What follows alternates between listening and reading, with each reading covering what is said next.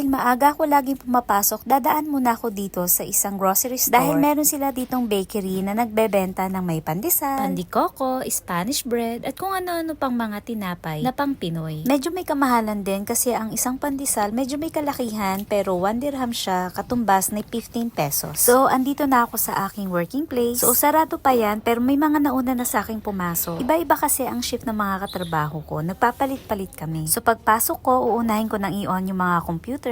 Tapos mag-check lang ako ng mga messages, baka kasi may mga urgent. Pagka wala naman, mamaya-maya lang, didiretso na ako sa taas para magkape at mag-almusal. So, meron pa akong mga 40 minutes dyan na tumambay sa taas. At pagkatapos noon, maya-maya lang, bababa na ako para ibukas ang gate. At dahil oras na para magtrabaho, eto, nakapagpalit na rin ako ng uniform ko. So, una kong chine-check yung mga emails, mga WhatsApp messages, at maya-maya lang, uwian na naman. Yun lang mga beks. Salamat sa panonood. Thank you. Bye!